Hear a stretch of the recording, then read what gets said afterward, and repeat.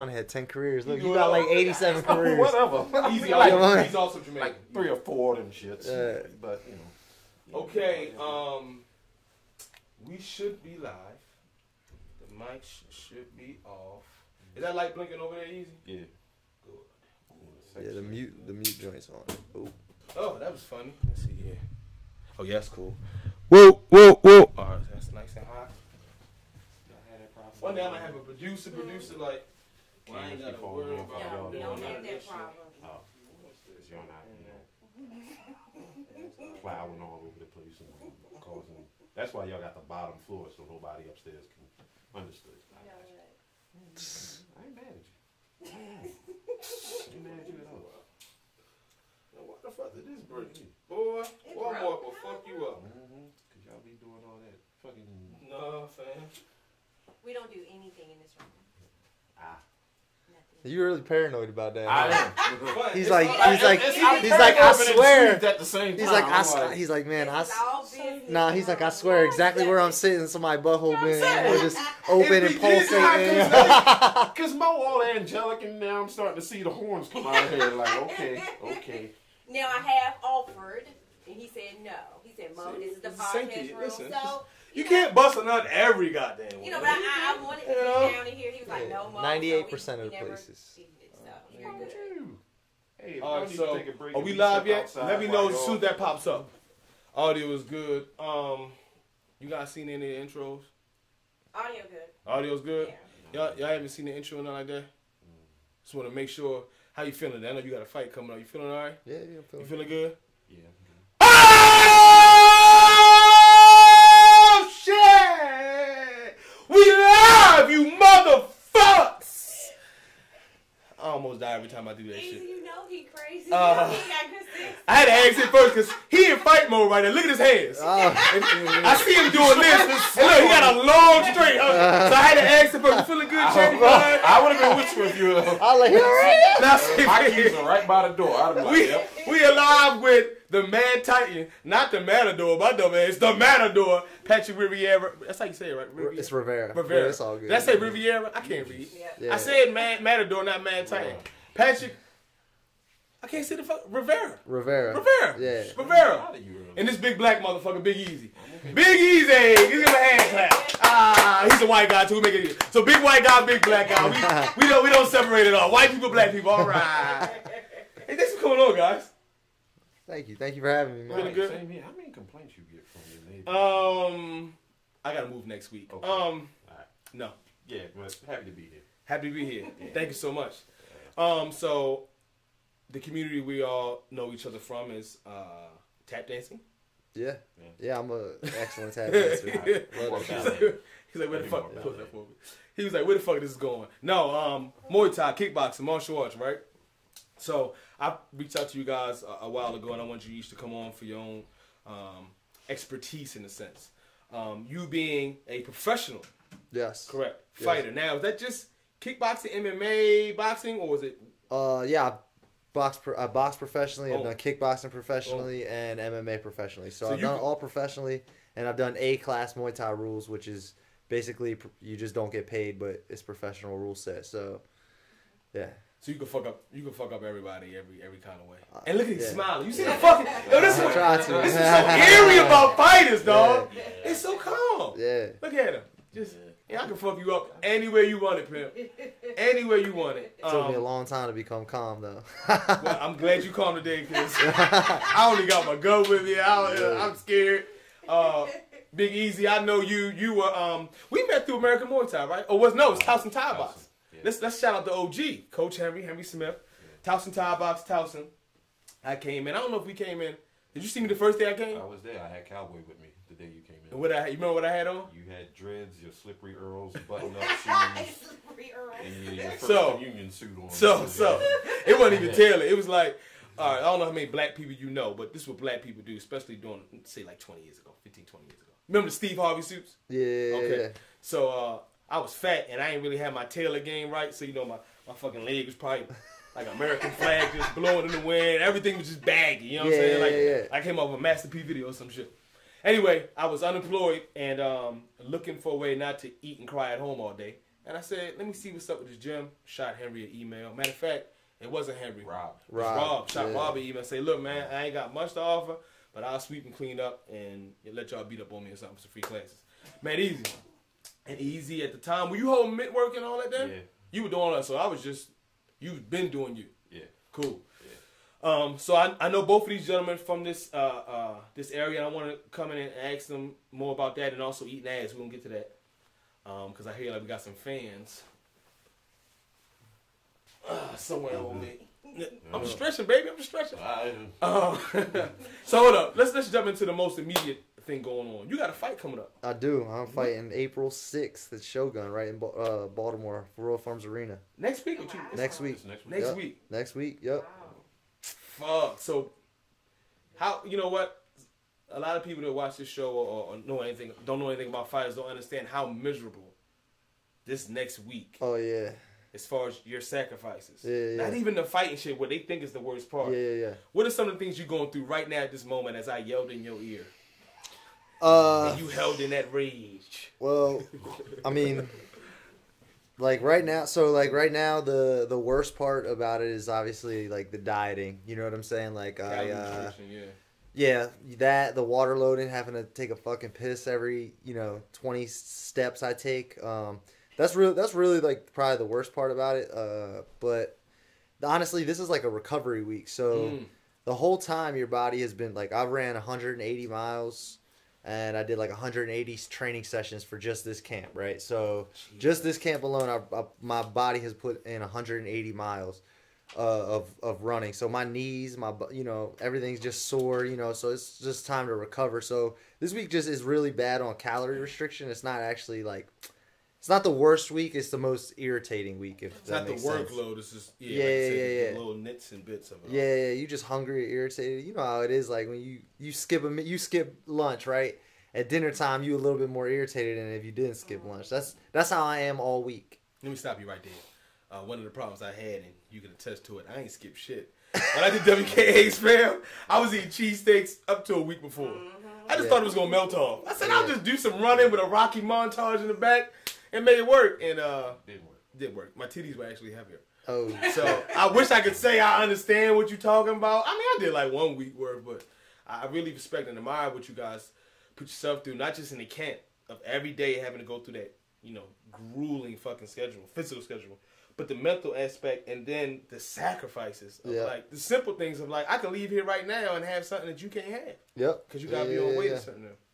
That sacrifice of time for family, I think that's really I got a daughter, so like that's really probably the most. That my wife, obviously, them too. I mean, my wife's an adult. She understands, right. Obviously, like baby stuff. I have to. Yeah, my daughter doesn't understand, so she's only 3, so she doesn't understand like why I'm not home, or I'm out doing what I'm doing. So. But you try to provide a way. Yeah. Right? Or like, hey, why can't Daddy come and have ice cream with us? Well, because he can't eat ice cream, so that's why. You know what I'm saying? Like, she doesn't understand that stuff. So that sacrifice is probably the hardest, but it's all worth it when you get your hand raised. Like, there ain't no other feeling like I'm a junkie almost. Like there's no other way to describe it as like. Man, I love the adrenaline when you're in there. Like, there's nothing else like beating on somebody or like hearing ribs break or a nose break or hearing like the sounds that they make when you hit them. Like, that feeling is like just, it's just addictive. You just want it all the time. Like, I don't know what I'm going to do when I retire because like, I don't ever want it to end. Don't kill people. Yeah, like, nah, seriously, stay you never know. Don't go to the dark. Stay alive. Know what I'm saying? You never know. Or at least don't kill my black ass. Kill everybody else. Kill him first. So, but yeah. Don't kill me. Hey, how is it like dealing with now? I want to jump right into this. You being, would you call yourself a professional pad holder? Or I know you're a coach, but coach. All right, coach. You could do pad holder. That's fine. But, let's say coach. What is it like dealing with a fighter a week, 2 weeks out? You put in this camp. You seen them struggle, cry, lose in the gym before they even get to the fight, win in the gym. What is it like dealing with that? It's hard because, and I'm sure he can attest to this. He has to maintain. It's up to him. Everything falls on him. The regiment, the food, the running, watching everything that you're doing, making sure you're staying in line to get ready for your fight. But it's hard. It's also on the coach, because I may have him do, I don't know, maybe 4 or 5 2-minute rounds or something, and he may not feel like doing it Aerodyne. because he's so tired, he's so drained. But I know that he has to do it, because in the end, it's going to pay off when he gets in that cage or in that ring. Or it's going to haunt him if he doesn't do it, and then he might look for somebody to blame. And then on the flip side of that, you also have to be able to understand where he's coming from. You know, his wife, his kids. He may have other things going on personally in his life, so you have to know how to balance all that out. Still be hard on him with regards to training, but at the same time, you have to be sympathetic to what it is he's going through. Because if his mind's not in it, then you're just wasting your time. You're not going to get the outcome. He's not going to get his hand raised. I'm not going to get good sessions out of him. So you have to balance all of that out as a coach. I feel like it's harder to be a coach. It Honestly. is. Sometimes it is. Because you don't have that direct control. Well, not so. The reason I think it's harder to be so a fighter has to be completely selfish. Like, it's all about me. Like, at home, everything. It's all about me. Like, you know, oh, my daughter's sick. Okay, well, guess what? I can't be near her. You know what I'm saying? Like, oh, this, that, everything right now is like, because I'm going in there to die. Like, he's going to try to kill me, and I'm going to try to kill him. Like, we may, I may aim for his chin, and then his chin is up, but I hit him in the throat. He's dead. That's some real shit. You know what I'm saying? So, like, I'm preparing for, like, a real, like, life or death situation. So in that sense, it's hard. But as a coach, though, like, as an overall, like, you have to be completely selfless. Your fighter, like, man, I have something with this today. Like, I got to get pad work in. But I still have to get pad work in because I am going to prepare for battle. You got to be completely selfless and be like, man, all right, I got to adjust things for you. Because like that, right? You get into mini car crashes every day. If you have more than one fighter, like, I know how hard I hit, right? Well, now you have 4 of me.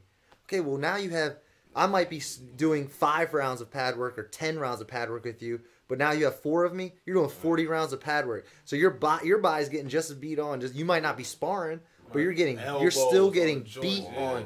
And that's still causing, like, man, if I'm hitting a brick to your body, right? Your brain's still jolting too. And trainers don't take care of themselves like fighters. So they're normally not eating well. They're not eating right. They're not, they're not giving good nutrition to their brain. So like, whereas like me, I'm fueling myself and like to do these training sessions. They're not.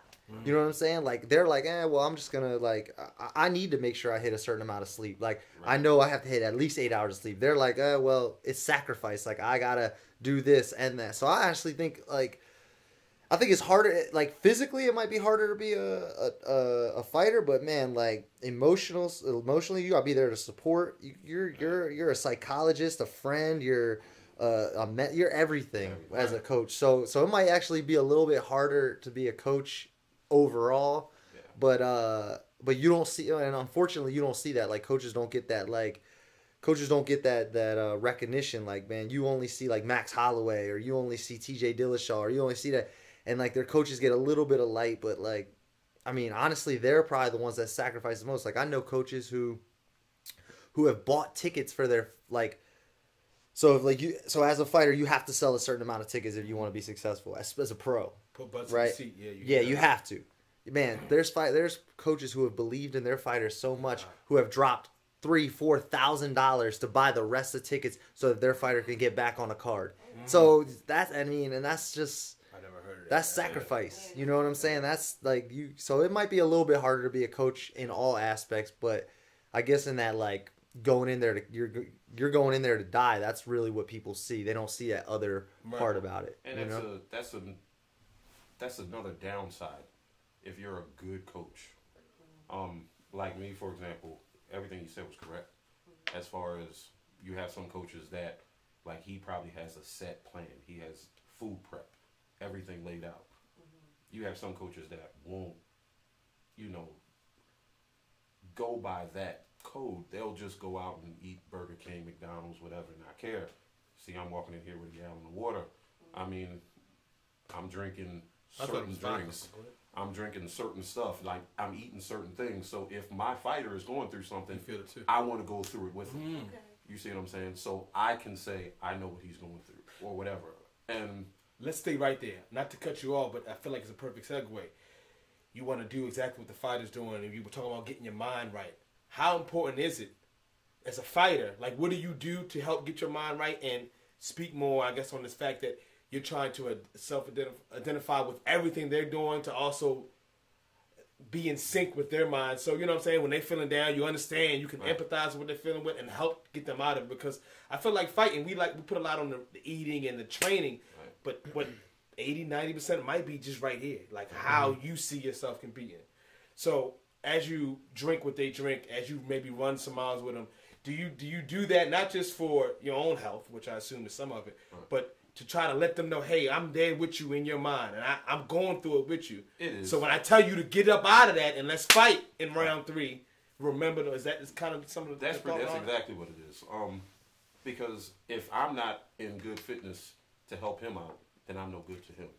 His craft isn't going to get better if he has a shitty coach who can't even keep up with him.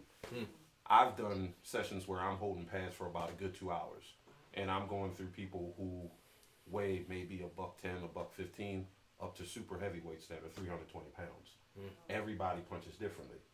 So you have to maintain a certain level of physical fitness. You have to have some type of discipline. And in order to have that, you have to be able to relate to the fighter. You have to be able to understand what it is they're going through. And I'm not saying I have to do exactly what it is they're doing, but if I can be somewhere in between, you know, it helps out. He's not going to come to me and ask me to hold pads for him if I got a big gut. I can barely walk a half a block and can't breathe. But he won't get good work. You're not going to get that. It's like he's giving me his credit card. I trust you to do the right thing. I want you to work with me because I want to perfect my craft. He's not going to just give his credit card to all-out gambler or something like that. It's more than, like, for me, it's like even more than a credit card. Like, that's good. That's a good saying, because it's like, this is my career. This is my life. Like, this is what I've wanted to be a fighter since I'm 5. Oh, shit. Like, that's all I've wanted to do since I was 5 years old. I was like, man, I want to fight. I wasn't allowed to until I got older, but like this is all I've ever wanted to do. So it's like I'm putting like for you to be my coach, like that means I'm giving you my dreams. So you're literally, and my dreams are in your hands. Like, if you're not giving me like if I bring you a sword and you try to sharpen it with a shitty whetstone, well, it's not going to get sharp, and then I'm going to go into battle and I'm going to get killed because I didn't have a sharp blade. You know, so how y'all feel about body odor when it comes to training? Let's lighten it up a little bit. You ever been with a fighter and you like, this motherfucker I smell like... If you... It's no different than going to a gym. Yeah. If you get that body odor because you were working out, okay. But if you come into and it, you come in smelling like ball ass crack. So like, I have a problem. I mean, a lot of it depends on what you eat. Like, there's some people, man, like you're like they'll eat like certain spicy foods or something like that, and like when they sweat, you're just like, oh, like, but that's from work, you know. It's not like oh, they just forgot deodorant or something like that. Like that's like, you know what I'm saying? But at the end of the day, it's kind of like, I mean, when you start rolling, when you start rolling or fighting, I really don't even be noticed. Like, it's a more first, like, initial thing. Like, I'll be shadow boxing and, like, I'll get, like, a whiff. I'll be like, oh, man. But it's like, like, once we start going, like, my senses are just, like, different. It's just cut that off. I'm not even worried about that. You never had that problem in a fight? Like this motherfucker, like, you doing, like, a 50-50. Was that 50-50 they do, like, the 69? Yeah. No, that's north-south. North-south. Doing north-south. You like, this motherfucker. Yeah. Smell like straight. And I ain't talking about sweat ass. I'm talking about ass. You ever had that problem before? Nah, I haven't, but I could see how that would be a problem because, like, I know during Waco week, like, I don't, like, the type of deodorant I use, like, I might even cut back sometimes because, like, my pores have to sweat. So, like, I buy, like, the antiperspirant or whatever you call it, deodorant. Right. So, like, sometimes, like, I'll have to switch it up. And if you buy the one that isn't, I feel like it just comes out and different. So, so I mean, during Wake Up Week and then obviously up to the fight, I mean, I could see how it would happen, but I don't really know. I don't think I've ever had that happen. You ever turn down some pad work because that motherfucker stink? Easy. No. Easy. We know some stinky motherfuckers. We ain't gotta say no names. We know some stinky. Hold it. Was that one up? I'm not going to say I turned them down, but I just made it You avoided a little bit. I just made it shorter. But all right, Jad, Teep, all right, good job. you have some people out there, like, if you have, well, how do I say this? Some of them will promote body odor because they think it will help them in a fight. Okay. I've heard about the tag. That's why I kind of asked you. I ain't know something like, yo, I ain't gonna brush my teeth or wash my ass. I can't. Negative. Nah, you just get knocked out quicker. Exactly. Because he's not going to want to deal with that. So let's hurry up and do this. Exactly. I can't. No, but there is people that I mean, there's people like, I mean, some people just have like a distinct smell, you know, and I just think it's like they'll come in and they'll just smell, they'll be that way, but it's not like, sometimes I don't even think it's like oh, they just nasty. It's just like just what they eat, or just like or something like that. It's just like what they're just used to, what their house smells like or whatever, you know. They like certain scents. Like me and my wife like different scents too. Like I like, you know what I'm saying? So it's I don't know, like candles and stuff like that. So you like food candles? I'm a fan of food candles. I'm also a fat ass. Yeah. But I like a popcorn candle. I don't know. No. You like that food? I like this. There's just cookie candle. Yeah, like a good. food inspired. She like like Lavender Beach or some shit. Yeah. I'm like, man, give me the goddamn fried chicken with a biscuit can. That shit gonna be right. Yeah, around the holidays, I get the good smelling candles. Yeah. Pumpkin pie, Oh, smelling yeah. and stuff like that. But Hey, celebrity bodyguard, who also is a fighter. Does that help you at all? Do you shadow box on stage right before you walk Trina or one of these motherfuckers out? Because you know you can fuck up most big dudes like you, because all they is big. Right. But you big with a little extra on the side. Nah, I don't shadow box before I walk out with her. You just know you got it. So when I shadow box at LA Fitness, it's because I got a little man complex. That's what's going on. I don't know what that is. I dig it. I just let you have your It moment. makes sense. How is that? So I hear you a celebrity. I keep wanting to say barbershop guy. What the fuck am I? I'm tired. I hear you a celebrity bodyguard. What the fuck is up with that? Trina, she loves Trina, a little ratchet ass. I like Trina too, in case you ever watched it. I kind of fell into it. Speak on. I was at the club, Bliss DC. It's like one of my favorite spots. oh yeah. And somebody came up to me, a lady that I work under. She has her own concierge service. And this service you can't Google. Like you have to be referred to. Okay. She provides services for certain people. Yeah. So she saw me, and when I go to these clubs, like I'm not at the bar, I'm not in people's faces, but everybody has said to me, like, you have this presence. I've never said it to you. No, I've never said that to you. people have said that to me. Like you have this presence. So she approached me and she asked me, and we got to talking, and my first person that I had was Omarion. Oh, how tall is he compared to you? He's like, is he my height? A little bit shorter than you. Yes! It's the little things, Pat. It's the little things. For years, I wondered about Bow Wow. Got his little bitch ass, and I got Omarion too. Now he can dance, so he probably can fight, but I probably can fuck him up. I could probably. Nah.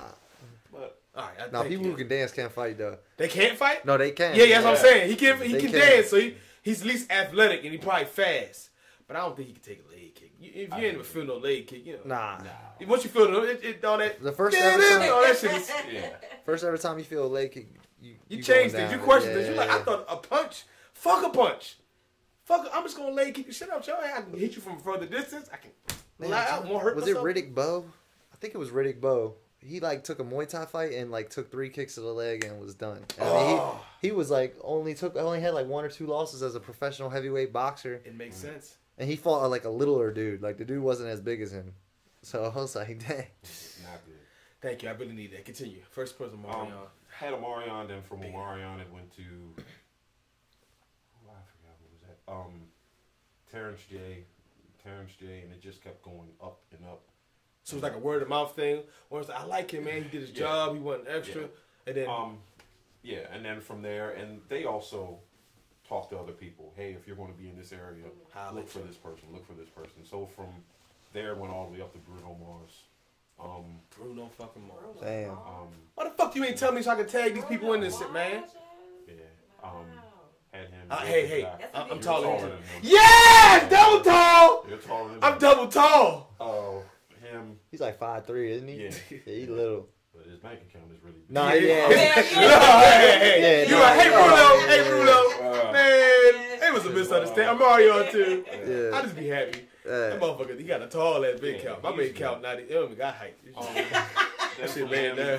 It went to Common, K. Michelle, Trina all the time. All the Braxtons. I'm going to be on that show. Are you serious? The Braxton family. Oh. I'm going to be on that. Oh, You gonna be on it? On it, yeah. Yeah, I already sent the contract. congratulations. Motherfucker, hand clap in, old star. Yo, bougie ass. But the thing is, I think what draws them to me, and this isn't to take away anything from any of them, is like I don't get starstruck. Which is very important. So a lot of them, are actually drawn to that because, like, if you were the celebrity, I'm just going to talk to you. I'm not going, oh my God. I get that all day. I don't get the want to have it picture, right now. Exactly. Can I get this? Like, yo, please. Exactly. And being in this, I get to see both sides of the fence. Okay. I get to see from the outside looking in and from the inside looking out. Like, a quick example. Let's say Pat was he's the celebrity. He's the artist, and you're the diehard fan. And he's doing a show. He's doing a show, but you couldn't get into the show because it was sold out. So you're outside by his tour bus, waiting for him to come out. So you're out. No, this is Pat the singer, not Pat the fighter, right? Pat the singer, like say Pat the fighter, I wouldn't do that with. He's the singer. So Pat the singer, he's the singer, and you're waiting for him to come outside. You've been waiting out there for hours. You got your little poster and your new Sharpie because you want to, and you're like this close to the bus. So Pat has to see you when he walks out. So he walks out and he walks right past you and gets right on the bus.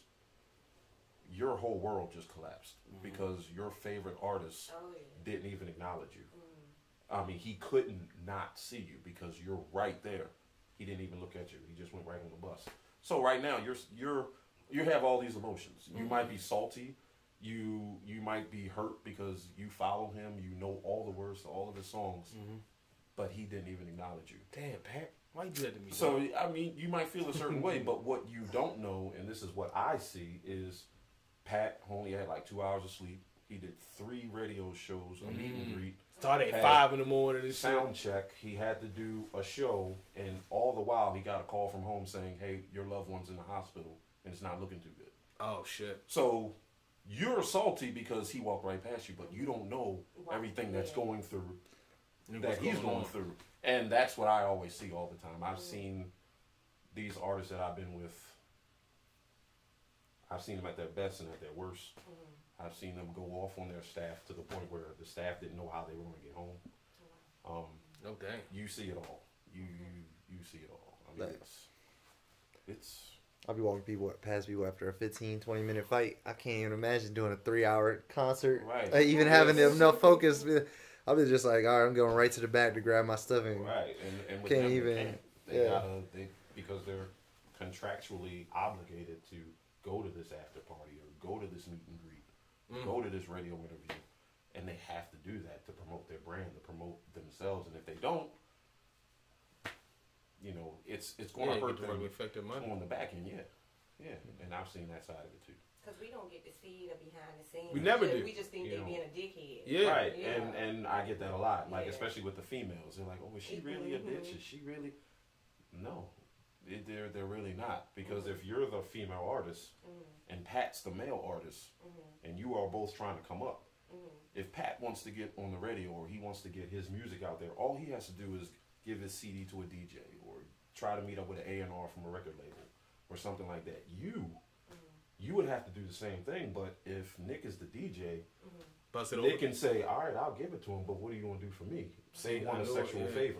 That sexual payola. A lot of these women, they have to be bitches or what I call lionesses, because they have to put that, they have to assert their power. Like, you're not going to talk to me like that, But just Cardi B, I mean, you know what I'm saying?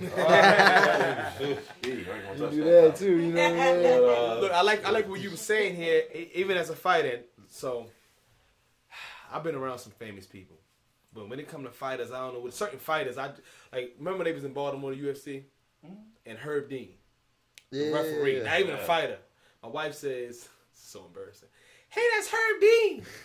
She couldn't even turn around and see that I heard it. I was gone. He left my ass. Herb Dean. And I thought, man, I remember this right here. I was agree with you. I just nerd out for some of this shit. Yeah. And as a fighter, especially, listen, I feel like you're crazy talented, and it's just the right fight, the right KO. And then the person that's sitting here now, we're going to see him on the main stage and be like, that was him. I say this to not everybody. I say it to the few. Whether they believe me or not is different. But I feel like you're very talented, and I feel like there's a lot of parallels of what he's saying. The only difference is that you're a trained fucking serial killer. You know that about you. Like, you know why you're looking at me? He's like, yeah. You thinking about killing somebody a week from now. So we got the serial killer. He's like, I don't need nobody going, bitch. So when you leave your event, and you see a lot of times the fighters come across, they had an amazing knockout. You saw some of the fights last night. But you're feeling everything he's feeling. You might have, like, you've heard fighters say, look, man, let you know, thank you for the win, but my aunt's dying of cancer. Or I haven't seen my kids or my wife in 6 weeks because I travel. How do you deal with the stands like myself who leaves his wife to go see a referee? This fucking guy. How did you deal with that pressure of not understanding you're here, you're a fighter, you got all these emotions you just fought, and turning that off to embrace the fans who directly affect how much money you get in your pocket? Because if you like, man, fuck y'all, after a while, you might be the reputation of being an asshole. How did you deal with that, being a fighter and not a musician? I mean, I can't really speak on that too much because like I'm not like that famous yet. But, I'm coming to your fight next week, and I'm gonna go. I mean, just even the people that support me and stuff like that, like after my fights, normally they want to see me, right? And sometimes like I'm getting checked out by the doctor. You know what I'm saying? Like, because you have to get checked, even if you win. That you gotta get checked out by the doctor. You get some stuff signed. You gotta wait for your money. You know what I'm saying? You gotta wait to get that check. You know what I'm saying? And I ain't trying to leave out and then not be able to come back in and get it. So I gotta sit there and wait. Sometimes I got other friends on the card. You know what I'm saying? That I'm sitting back there to support. Like they supported me. And so the event really isn't over. So they want to see me. You know what I'm saying? And then by the time I get out there, you know, I'm like, where's my wife? Where's my daughter? That's the first thing I'm looking for. You know what I'm saying? Not my ass. Like, yo, can I get a photo? Like, and then you know, because she's had to sacrifice too. You know what I'm saying? Like she meal preps for me and does like all that for me. So yeah, so like I mean, she's been sacrificing, you know, her weekends and shit like that to help me out, you know. And so the first thing I want to see is her, and then you know, and then my mom and all that. So like I don't even get to see all the people that like get tickets from me all the time, and I feel so bad about it. I feel like I'm like, man, like dude, there's so many people I didn't get to see, but and it's not because I didn't want to see them, or it's not because like I don't appreciate it. It's just because like there's a time constriction. You know what I'm saying? Like I'm like I have to do this. I gotta make sure I get paid, which is like the whole reason I'm taking this fight. You know, just fight in the street if you just didn't get enough money. So you gotta deal with all that, but you know, at the end of the day, if you do want to make it to the next level, you gotta learn how to kind of be able to balance all that, which is something that I'm trying to learn how to do. I'm trying to learn how to balance all that. I gotta learn how to like, all right, well, I gotta go see everybody first, and then at nighttime, at the end of the event, like when I'm going home, is when I'll talk to my wife and stuff like that, and like so it's even more. Cool. It's even more of a it's even more of a sacrifice. You know what I'm saying? It's even more of a sacrifice. Like you're not really done until the day after. You're not even done that night, you know? Because, like, you get paid for, like, a lot of these guys get paid for appearances at these after parties and stuff like that. So, like, you're not done until boom. And then if you win the fight, you might have a radio interview the next day or on Monday or something like that. So, let alone someone calling you out immediately. Yeah. So now you can't even reset. Yeah. Going from a show to show, appearances, and your family.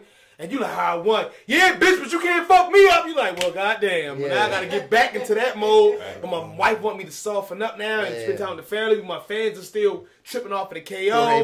My knee fucking hurts. Jorge, right? I'm Jorgeing people. I don't even care. Look, that's how it is. Either that or you got to come with me. You know what I'm saying? And you can Jorge them. That's how it is. You know? Sex before the fight. What do you recommend as a coach? If any, as far as staying away from it? And how do you feel as a fighter? Does it hurt or help? A week out, 2 I've weeks heard out. it helps people because it just gets all that pent-in aggression. And it puts it inside her mouth. It really makes, All it makes you more volatile. And then, of course, when you win, you get to release all that. But then I've also heard people do it before because it makes them lighter on their feet. So it's whatever works.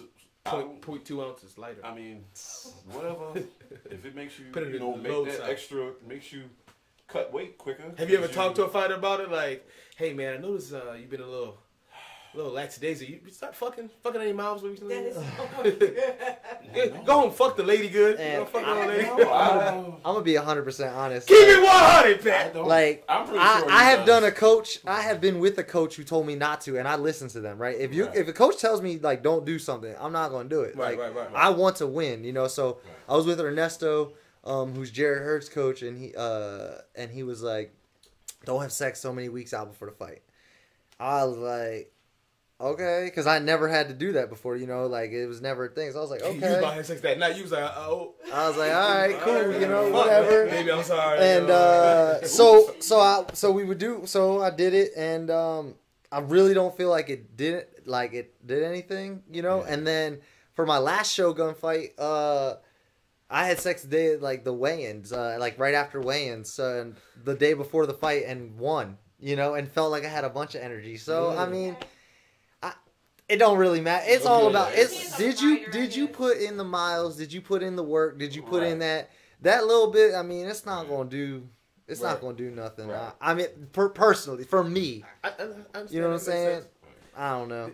Yeah, I don't think y'all. Like, he'll be like, all right, I need you to go run 10 miles and fuck your wife twice. He don't. Yeah.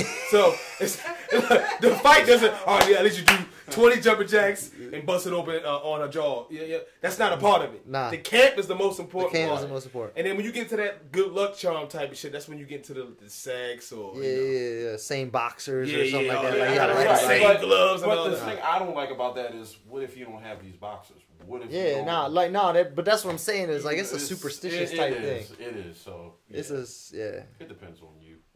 I mean, I think studies have shown that it actually boosts up your testosterone after Yes, you I do think it. I think I have this. Because you have to reproduce, right? So Right. something like that. I don't know. I'm not a scientist. So for the record, you are a scientist today because you could beat up any scientist that challenged you. So it makes yeah, you a not scientist. any.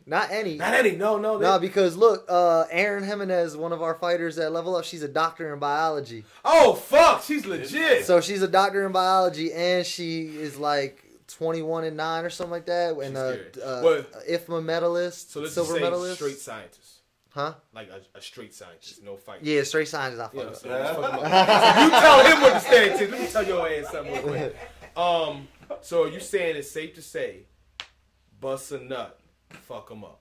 Bust a nut, fuck him up. All right? Definitely. Bust a nut, fuck him up. Bust a nut, fuck him up. Yeah. Bust. You gotta say it. No. You don't sound like we with it. Bust a nut, fuck him up. Bust a nut, fuck 'em up. And look, it's then bust perfect because it another works nut for after males that. and females. We didn't say the type of nut. Actually, it's better. It's better for females. It's actually Speak like they have been This is saying science. This is science. Back, this right? is this is science. scientifically proven. This is science. Nah, look. Look.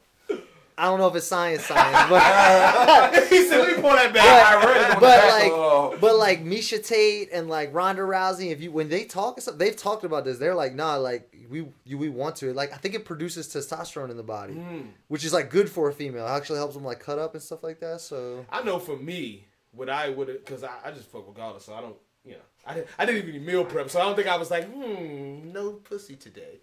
But for me, it was just, it's less off me. You know, when you fuck that nut, you let something go. A part of you is like, the structure is like, Yeah. So for me, I think I would probably do it just to be like, I don't need no extra. I mean, I'm already signed up to do the shit. I already know. Yeah. I've already dealt with the emotion that comes with it. The inevitable is going to happen whether it sways my way or not. I'm going to bust this goddamn nut. yeah. I mean, well, so it's like smoking weed, right? Like there's people who smoke weed like to relax. Like they'll smoke weed or take CBD oil that has THC in it to relax and recover. Or like some people need to bust a nut and they need that helps them relax, go to sleep, recover. You know what I'm saying? So it's Or you combine the two. You can really do something, motherfucker. So we know you got this fight coming up next week. Do you want to speak on not so much the tactics in which you were to employ? You gonna KO this motherfucker? You looking to knock him out? Is that you looking? Man, so Are you gonna hold pad work for him? How do you see this going down? I mean, like I said, man, I feel like it's gonna. All be... due respect to the. No, like all due respect to him. I think he's a good competitor. I'm excited for the fight. I think that he's gonna come in real game. Honestly, it's my job to make the fight exciting. I think he's gonna come in. He's gonna try to take me down. Like everybody's gonna try and take me down. Is it grappler type striker type? Yeah, he's an all around. He got good grappling, good wrestling, good striking. Okay. But like. Right to yourself. But my thing is that I'm the best striker in MMA. So in this area, so I don't think that he's gonna come in and try and strike with me, and he's gonna come in and try and grapple. So I'm gonna have to make sure that he can't do that. So I'm gonna be the one keeping the fight exciting, keeping it on the feet. I definitely see a KO. I don't know when because I haven't seen his I haven't seen enough of his chin. They've done a lot of grappling matches in his stuff. I've only seen one of his fights where it was like more so on the feet, and I think that I got a lot of power, so I feel like if I touch you, it's over. So I definitely think that it's going to be a knockout. I'm going to try to, like I said, keep it on the feet, cut angles, move, so he can't take me down and kind of just make him feel like he's frustrated. Like he's just going to be like, man, I don't even know what to do. Let me just walk forward and eat these punches till he puts me down. Nice. It's going to be a tactical onslaught. And I assume you're not just doing it for this type of check or this type of not fame, but of popularity. I feel like you want to take it to the top. I'm going to the UFC. I'm gonna be in the UFC. I'm going to be in the UFC. Claim it. I know I am. What weight class you taking over, champ? 155. 155. What you walking around at if you don't mind if I ask? I get pretty big. 200? I was at 200. January 1st, I was 200. Cut to 110 if you ever fight in UFC. Okay. 200 pounds walking around. But like when I'm healthy and I'm eating good and like in shape, 183 is about the area. 180, 183 is like my. I wish they had a 65 weight class. I'm too small for 170. I'm a little too big for 155, so the cut is a little bit. Actually, the cut's not that bad anymore. It used to be, but I got a nutritionist, and then I got so it's been easy. Not easy, but easier, and so it's fine. I definitely wish they had a 65 weight class. I feel like that would be the one I take over. Benny's advocating for it, and Dana, which doesn't mean too much because he's went on record saying that women would never fight in the UFC. Yeah. Ronda, right? But he says as long as I'm here, which will be another 7 years, it won't be no 165. But a lot of fighters are calling for it, and Ben Askren is really behind it. So it's a possibility, man. I'm hoping. That they need a star. They need someone with a star that's pushing it over and over again. Dollars make sense. I don't understand why they don't have it. Like they want more champions. They're always scrounging at the last minute to like find a championship title fight for their pay-per-views. And it's like, okay, so you added that. You added a 95. Like let's say you took out 70, you added a 65 and a 75. And then you added in like a 95 and a 225. That's 4 new champions. Yeah, it's a little bit more money that you're putting out, but you're gonna get more fans of these people. Right. You know what I'm saying? You're gonna get more champions, and then there's more personalities out there, more people wanting to buy it for these people. Like, so I don't know, spend money, make money, right? I guess. I don't really know. Right. You absolutely right. Easy when you hear him and you see this guy and you work with fighters like myself who came in there with titties and shit. And maybe had one little run to fighters that you know want to take it to the top, right? Self-deprecation is a real good thing. You got to use it often. What do you hear? Like, do you listen for certain shit?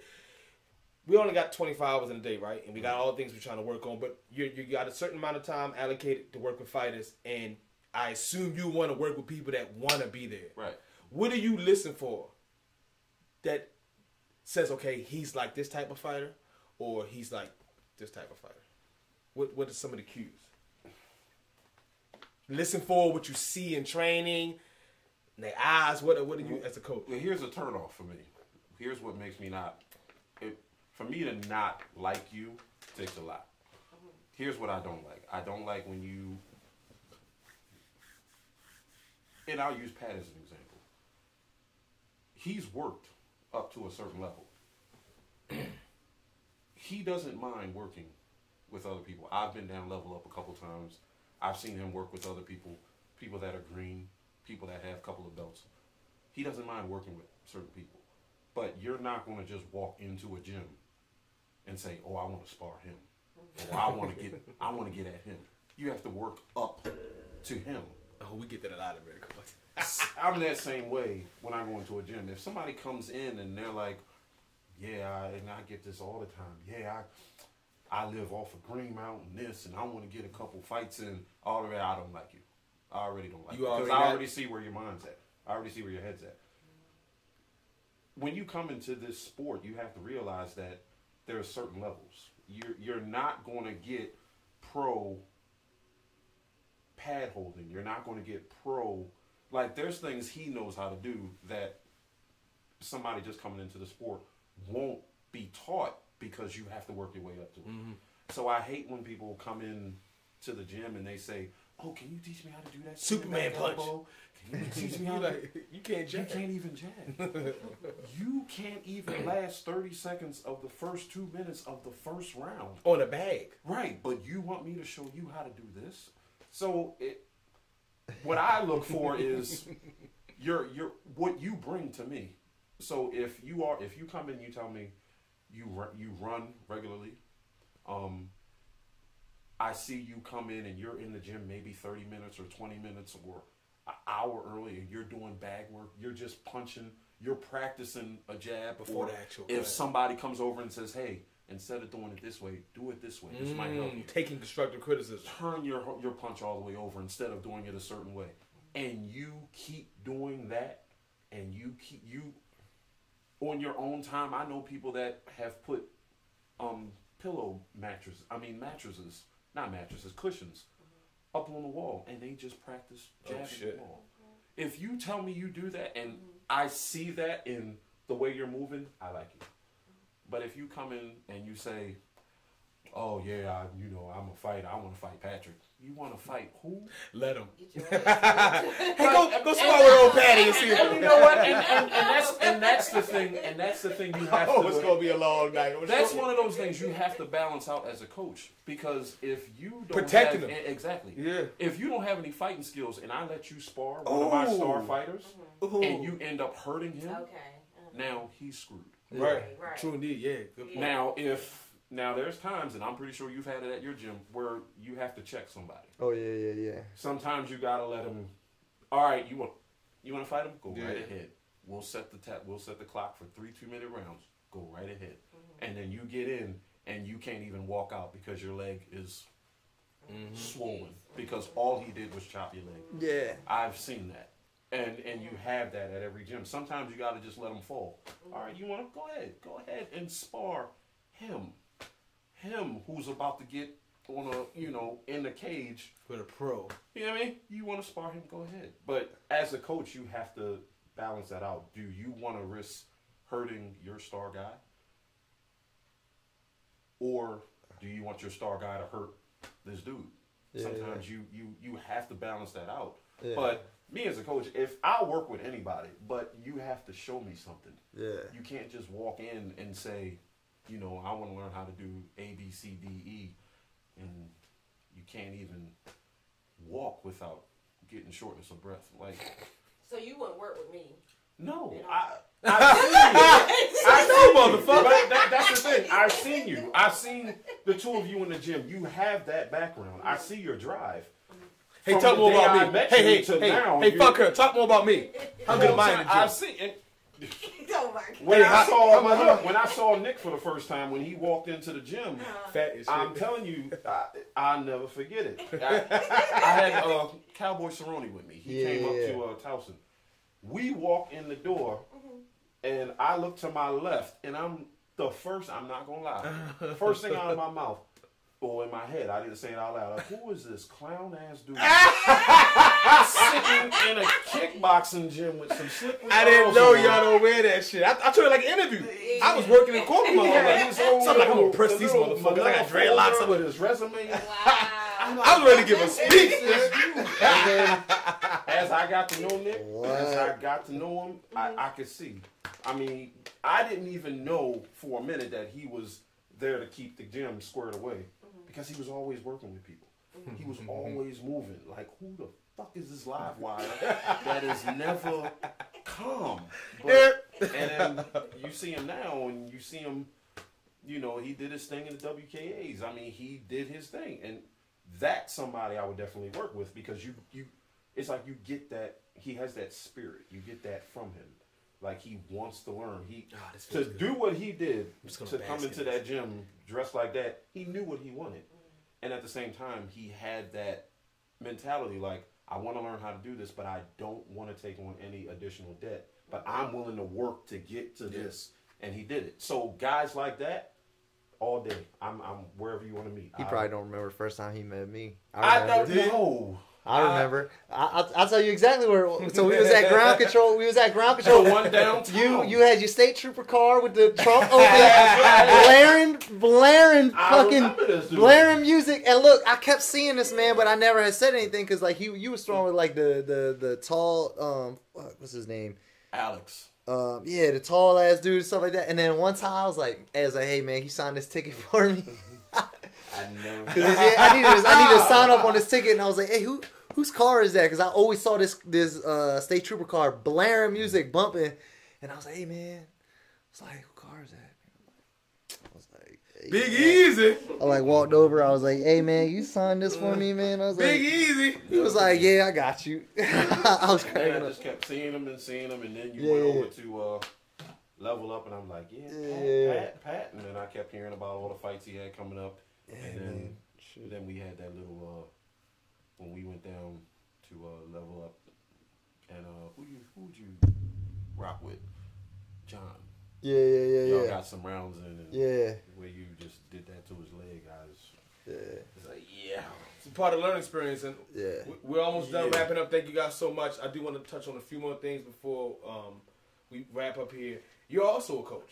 Yes. Yeah, yes, you're not I am. just a fighter. Nah. Not just a serial killer. You're also a coach. Yep. So as a coach who's been a fighter at the highest level, you know, people might say wherever you are as far as a regional scene, but you're a professional fucking fighter. Yep. And then you got a day one person coming in. Everything he was saying, but you know exactly what it feels like to be. Yeah. What are some things that you look for to be like, you know what? I'm busy. I got a family. I got my own career. Yeah. But I like what you're doing. I want to help you even if it's a little bit. What are some things, traits you look for in a potential fighter? Well, again, it's all about that sacrifice, being like selfish versus selfless. You know, so obviously right now I'm more selfish because I'm fighting, but you also came on the show, so thank you. Yeah, so like when appreciate you. So if I'm gonna give my time to somebody, I want to see certain things, right? I don't really care what you say. You can tell me anything in the world, but actions speak louder than words. So I want to see exactly what you're talking about. I want to see. So like if you're like, man, I really like. Some people will tell me they're like, man, my goal is, you know, I just want to get in good shape. I want to learn how to fight, and I just really want to get one fight in. And I'm like, okay. And you know what? Those people are actually the people that work the hardest, comparatively than the people who are like, yeah, you know, I want to come in here and, you know, I want to do this, that, and the third. And I'm like, all right, cool. Well, come to the next, you know, come to 4 days a week. You see them like 4 times a year. Right. But then you see. And they always later their membership, man. Them motherfuckers never pay on time. Piggyback off of what he said, they'll come to one class, and then you see them wearing all the UFC stuff. And all of it. You look on their Instagram, oh, yeah, I'm a fighter. Yeah. Don't get me started. So it's like, cause like I want to coach when I'm done fighting like that. I love coaching. I just love fighting. Like I just everything about it. So I'm gonna coach one day, and I kind of have like some set things that I'm looking for, and some of those things are obviously a work ethic. Like I want to know that you're willing to put in the time. But the main thing that I want to see is listening. I want to know that you can listen. Like I want to be able to tell you something and you be like, okay, all right, cool. Look at me, and then do it. Yeah. Like and I like questions. I some people don't like a lot of questions. I like them because I ask a lot. So I've always been the guy that's like I'm not like a naturally athletic guy. Like I'm the guy that has to like at the end of practice when everybody else is wrapping up, like I got to put in a couple extra backgrounds to understand what's going on, or I got to drill a couple extra reps because like I got to really feel the move. Like, so I like questions because I ask a lot of questions. Whereas like, so like I want to see you engage with me. I want to see you like, okay, I understand that. You know, well, why are we doing that? Like, and then if I explain it and you're like, okay, that makes sense. You know. I want to see that. I want to have a type of engagement. Like I have a system where it's like a zone system, right? So there's 5 different zones that you can be in, right? Like I want you to be able to understand, like, okay, well, why are we in this zone? Is it is it because we're in the zone because this is where your strengths are, or we want to stay in this zone because their strengths are better than your strengths, and but you're better in a certain zone than they are, so we want to capitalize at that. You know what I'm saying? Like I want you to ask me questions about that, and I want you to believe. Like if you don't believe in your coach, like if you don't believe that they're gonna be able to get you a victory, then you should not work with them. You shouldn't. Like, and because you're just like you're fighting more battles than you need to. You're already going in there to fight someone. You're fighting yourself in your mind. Then if you're fighting your coach and his plan, you know what I'm saying? Like, why are you even? Yeah, just you have to be able to listen and trust. Like, I'm taking your career, and I'm gonna like I think nurture is the right word, right? I'm gonna nurture it for you, but you gotta be able to trust me and not be second guessing me. So listening and engagement are like 2 really big things, and then a work ethic is probably like the 3 things that I can just think of right now. That I would say are some of the biggest things. I don't care what you say. I don't give a shit if you tell me you want to be the UFC champ. Okay, cool. Right. Well, let me see words, it. So y'all know Gary Mack, right? Mm-hmm. Okay, so Gary's been on that. So Gary's a beast, right? Gary's a prime example, right? So Gary came into the gym.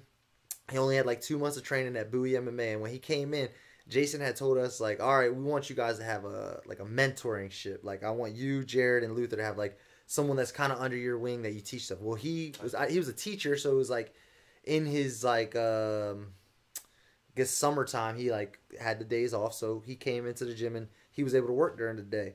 And I saw him, and I remember seeing him, and I'm like, all right, cool. He's like naturally talented, so he came in again, and then I saw him spar Loot, and I just saw he had like some heart. Some grit, yeah. And I saw. Can't teach. So I said, "All right, look, let me go over here and tell him because he's like kicks were like he had good hands, but like his kicks were just like no bueno. Like they were so bad. I was like, so Diamond actually was there helping me spar, and I walk over and I'm like, hey man, why don't you throw your kick like this? And then Diamond comes over, he's like, yeah, you should do this, blah blah blah.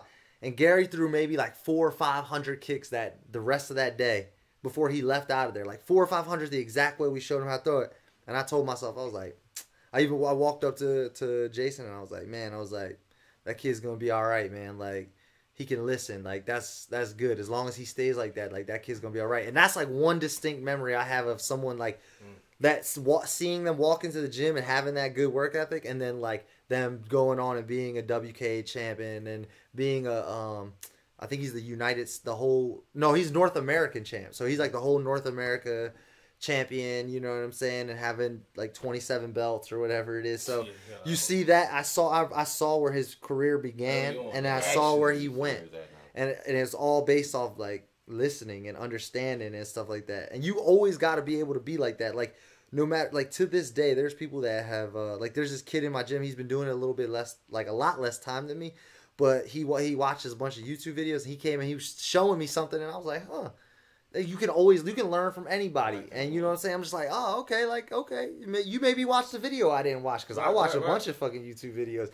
Like, all right, maybe you watched a video I didn't watch. Tell me about it. I want to know. Like, I want to know everything. Like, this is like fighting isn't just my life. It's my hobby. It's literally I don't have any other hobbies. I play video games every once in a while. I watch anime and movies and stuff like that. But like.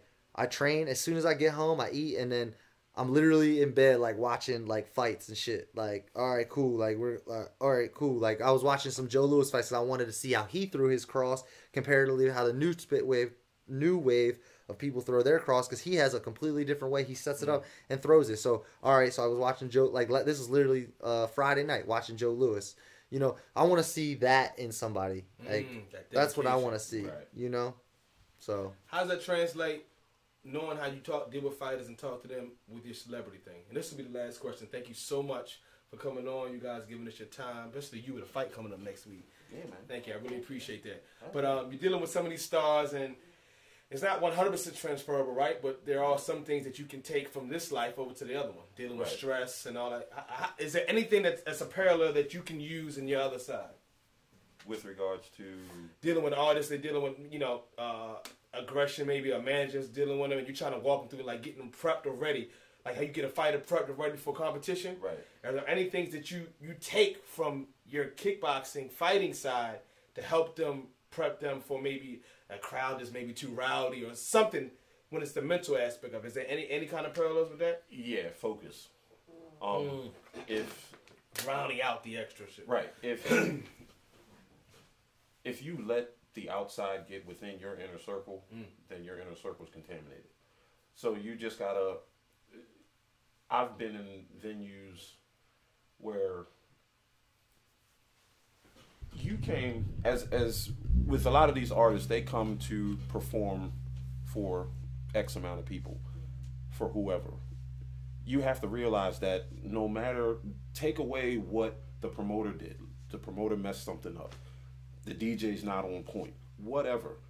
It's the people that are out there that paid, that probably burned their whole paycheck to come see you, that you have to keep in mind, that you have to do what you got to do for. So I've been with certain artists where we pull up and we pull off because they weren't happy with the way things were set up inside. And when we were pulling off, I actually pulled over because the way it's set up, there's a driver, there's me, and then there's the artist in the back seat. I just told the driver to pull over. Nah, I'm not that type of body guy. I don't sing, bro.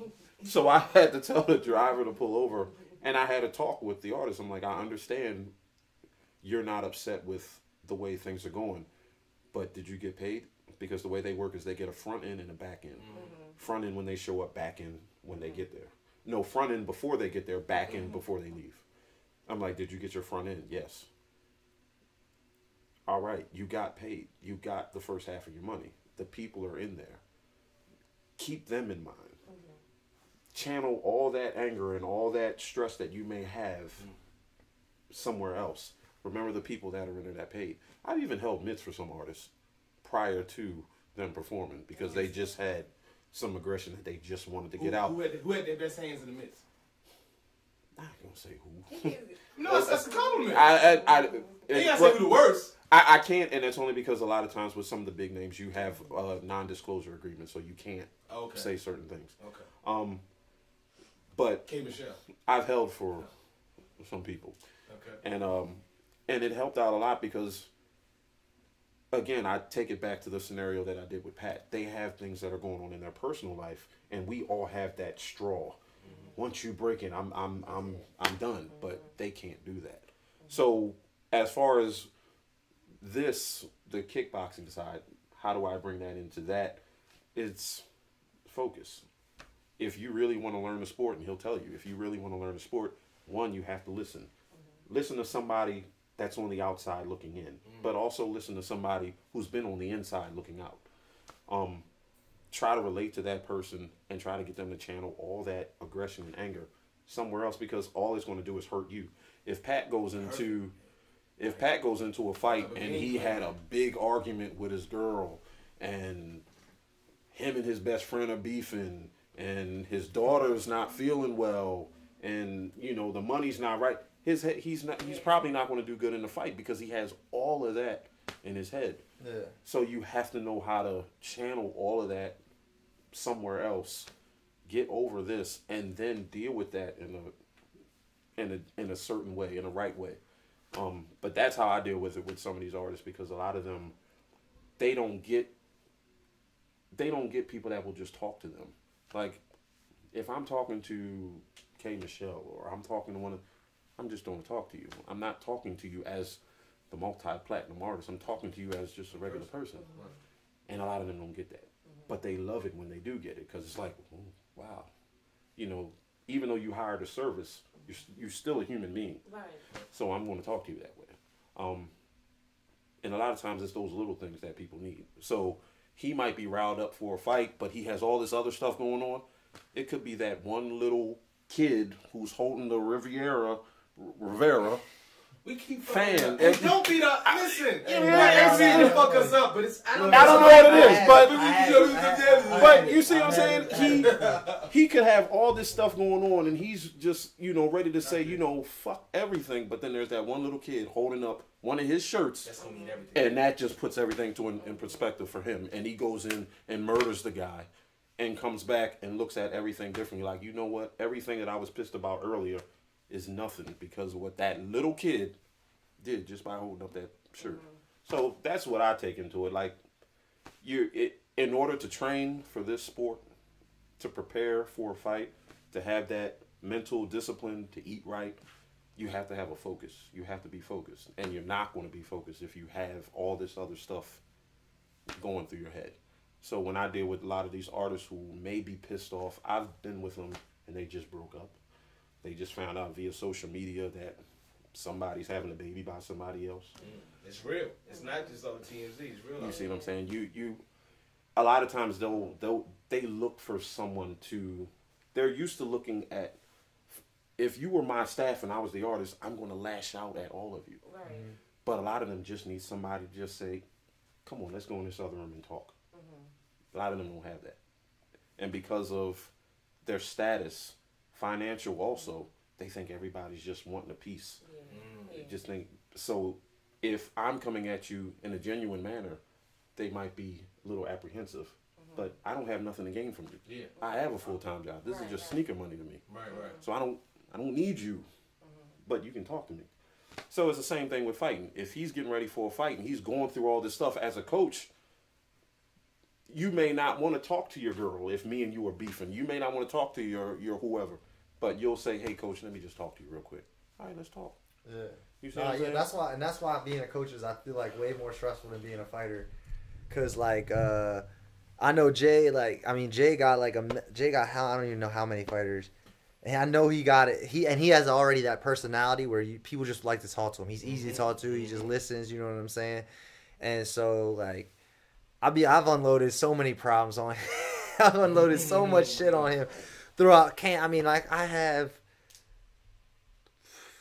don't know how many camps we got together. It's over 20 something. I have over 30 something fights, so I only have I think less than 10 that aren't with him. So at least over 20 fights with him, and I know every single camp has been like, "Coach, let me talk. Coach, I gotta talk to you, man. I'm about to kill somebody. These motherfuckers is pissing me off." And I used to be like a hothead. Like it wasn't until probably a year after, not even when my daughter was born, a year after my daughter, I was like, shit, all right, I gotta chill out, man. I can't be acting like this. She's starting to mimic everything because even when she's a baby, she's not mimicking. She started mimicking stuff that I do. I'm like, oh, what? Yeah, I'm like, right. She's trying to be like me. All right, I gotta calm down. Right. But I used to fly off and man, I'd be fucking having road rage, just crazy, trying to do wild shit. And I would always come to him and be or getting it, I tried to get into fights at fucking one of the events before, try to jump into the cage and fight somebody. You know what I'm saying? Because I was mad at something so stupid and trivial that I apologize for now, and I feel like such an asshole for doing that now. Back then I was like, man, I'm gonna go fucking grab my katana from the car and fucking cut you up, bro. Fuck you, because I used to carry a katana in my car, because I was wild, Right. So it just it becomes I don't know, just coach definitely has to deal with all that because I would pour that shit on him, hey man, and I feel bad, but you know what, when I make it, it's gonna be all right. Everything gonna be all right. I love it, man. I'm so glad you guys took some time out of your busy schedules. Easy don't do shit. Chilling. No, I'm really just cutting weight, man. I'm just cutting weight today, so I'm good, man. Yeah, that's a big deal, man. And you got a lot on your plate. Even outside of why I brought you in here, we got life, right? Yeah. And stuff that goes on that you maybe haven't even talked to yourselves about. So I am very grateful that you guys came on today, and I want to give you a hand clap. Thank you so much. Big boss. Oh, you had to clap. Chuck, who's gonna clap for y'all? I'm clapping for him. Oh, that's clapping for him. That's love. Yeah, for me. song? All right. Listen, where can they find you, Pat? If they want to follow your career, they want to buy tickets, and they want to hop on the wagon now before you go to the UFC, and now they always loved you. Yeah. Where can they find you at? You can find me on Facebook, Patrick Rivera. I think it's Patrick New Era Rivera for my fan page if you go there. And then on social media, it's you can just probably type in my name and it'll be there. But at the Mad Titan, the _ Mad Titan _. So and you're fighting next week. I'm fighting April 6th, which is next week, right in Baltimore, right in Shogun Royal Farms Arena. So yeah, you can contact me for tickets if you want to, and I don't have a Twitter, unfortunately. I never got on that joint. Every time. Well, first I have like 3 Twitters because like I would forget my password, and I got like 3 tweets all from like when I'm like 15. So it's like I ain't even worried about it. Like, you know what I'm saying? I'll just wait till I'm famous and make one. You know, like it's fucking hot as balls out here. That's like his first shit. No, probably something like 15. that. That's my shit stupid. Ass and titties or some shit. I don't know. My man. Oh, by the way, we'll say that next time you come on next time. No. I've been waiting for it. I've been waiting for it. Look. I know that is like y'all a finishing question. I've been waiting for the finishing question. So listen, do you eat ass? Oh yeah. Like groceries, you know what I'm saying? God, give me some, goddammit! Look at top front, but eat that booty. Now you like it shaved, right? Always. You like it shaved. And I assume you like it clean, but do you like a little funk in it? I like it clean, man. Like you know what I'm saying? I don't know. Do you listen to Joey Diaz? Yeah, you talking about Coco? Yeah. He said he liked the twang. I was like, well, you're a little wild for me, bro. I want no tang. I want no tang. I just, I want it nice and clean. He don't even want to answer. First of all, my motherfucking hitter. Hey, I've been waiting. I like knew that shit, man. I've been waiting. Eat that ass! Alright, no. Big Easy, it's your turn. No. Easy! Negative. Easy there? Alright, so eat. Nah, I don't want no shit chips on my mustache. Oh my God. Who said it? We clean it? Nah. Man, you don't know. See, that's why you ain't got no beard. I'm See, ain't got no nah, face. I'm That's good. why I put your face in that ass. Dude. Easy. Good. So, where they gonna catch you at? The Braxtons? When they come out? It's April, I believe. I don't know what dates, but the Braxton Family Values. Damn. They like a lot of these. What do you call them? Reality TV. Yeah, they love drama. They love incidents, and I was in the middle of a pretty big incident. So so I'll be. You started with a clinch. You started swimming. No. You got to beat them up? No. Oh, I'm so excited. But yeah, so I'll be on that. I've been on a couple of their shows, so I'll be on that. Other than that, you'll be around helping fighters. Yeah, I'll also be at the Shogun fights. I'll be in Big Ryan McGowan. Woo! He's one of the super heavyweights. I'll be in his corner. Dope. I'll be also in the back getting him warmed up for his fight. It's his comeback fight. Other than that, where can they find you? They want to reach you for maybe some private one-on-one sessions with some. I'm at American Muay Thai. That's AMT. That's the gym that I'm out of. But I'm also mobile. But again, you have to work your way up.